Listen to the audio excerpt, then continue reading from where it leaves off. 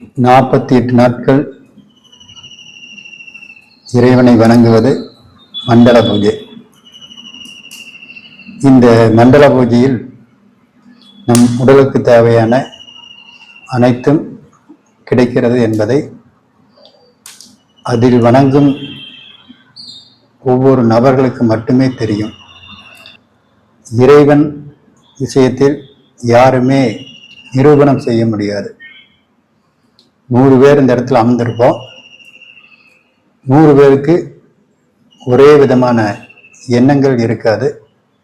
100 பேருக்கு ஒரே விதமான பலன்களும் கிடைக்காது.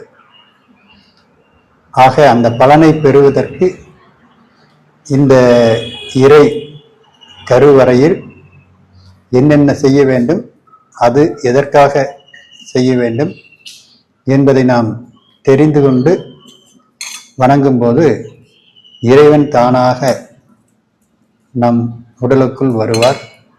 பிரபஞ்ச சக்தி நம்மை வந்து அடையும். அப்பொழுது மிகப்பெரிய சக்தி நமக்கு கிடைக்கும். இதை உணரும் வரை ஒவ்வொரு மனதுக்குள்ளும் சில போராட்டங்கள் இருக்கத்தான் செய்யும். இன்று ஒரு தீபம் இருக்குது, அதை ஏற்றி வைக்கிறோம். ஆனால் வரும் பக்தர்களுக்கு ஒவ்வொரு முறையும் கருவறைக்குள் சென்று இறைவன் முன்னால் கடிகார திசைக்கு எதிர் திசையாலும் கடிகார திசையிலும் சுற்றி கொண்டு வந்து வழிவிடும் பக்தர்களுக்கு காட்டப்படுகிறது. இது எதற்காக காட்டப்படுகிறது என்பதை நாம் புரிந்து கொள்ள வேண்டும். இந்த கடிகார சுற்றுக்கு எதிர் திசையில் அந்த தீபத்தை சுற்றி வரும் பொழுது இறைவனுக்கு இந்த பிரபஞ்ச சக்தியை பெற்றுக் கொடுக்கிறோம் முதலில். அதன் பிறகு கடிகார சுற்று திசையில் நாம் காட்டி அதை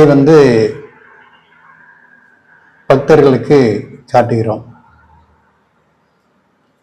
கடிகார சுற்று திசையில் சுற்றும் பொழுது இறைவனிடமிருந்து நாம் எடுத்துக்கொண்டு வழிபடுகின்றவர்களுக்கு கொடுக்கிறோம். அப்பொழுது இறை சக்தி அந்த கருவூலத்திலிருந்து, சாமி சிலையிலிருந்து தீபத்திற்கு அந்த தீபத்தின் வழியாக தொட்டு வணங்குகின்றவர்களுக்கு, தீபத்தை தொட்டு வணங்குகின்றவர்களுக்கு அப்படியே கிடைக்கிறது. இதைத்தான் அந்த காலத்திலே வழிபாட்டு முறையில் மறைத்து வைத்திருக்கின்றார்கள். இது ஒரு சாதாரண சக்தி அல்ல. இந்த பிரபஞ்ச சக்தியெல்லாம் சேர்த்து வைக்கக்கூடிய ஒரு மூலாதாரம் தான் இறைவனின் கற்சிலை. எப்பொழுதுமே இறைவனுக்கு கருங்கல்லில் தான் செய்வார்கள். அந்த கருங்கல்லுக்கு பிரபஞ்சத்தை தன்வசம் ஈர்க்கக்கூடிய திறன் இருக்கிறது. இப்போ நம்ம அந்த கருங்கல் சேர்த்து வைத்திருக்கக்கூடிய சக்தியை அந்த தீபத்தின் வாயிலாக கொண்டு காட்டும் பொழுது, ஒவ்வொருவரும் தொட்டு வணங்கும் பொழுது பிரபஞ்ச சக்தி தானாக கிடைத்து விடுகிறது. இதை நாம் தினம் தினம் இந்த 48 நாட்கள் செய்யும் பொழுது ஒவ்வொரு அணுவாக நமக்கு, நம் இருதயத்திற்கு, நம் உடலுக்கு கிடைக்கும். அந்த 48வது நாள் முழுமை பெறுகிறது. 12 உறுப்புகளுக்கு தேவையான சக்தி, வாத பித்த கபம் என்று சொல்லக்கூடிய 3 ஆட்சி சக்திகளும் ஒவ்வொரு பக்தர்களுக்கும் கிடைக்கிறது. இதை முறையாக நாம் பயன்படுத்தி வந்தோமையானால் மிகப்பெரிய பலனை பிற்காலத்தில், எதிர்காலத்தில் நாம் அடைய முடியும். இதை பற்றி தெரியாமல் நாம் செய்தாலும் அந்த பலன் கிடைக்கும். தெரிந்து செய்தால் இரட்டிப்பு பலன் கிடைக்கும்.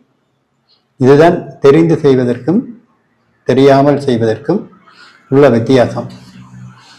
நாம் ஓம் நமச்சிவாயங்கிற மந்திரத்தை 108 முறை சொல்லி அதன் பிறகு அந்த இறைவனிடமிருந்து கொண்டு வரக்கூடிய அந்த தீபத்தை தொட்டு வணங்கி வழிவிடும் பொழுது மிகச்சிறந்த சக்தி கிடைக்கும்.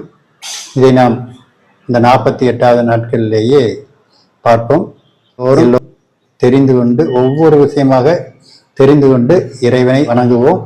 நல்லதே நடக்கும். ஓம் நமச்சிவாய.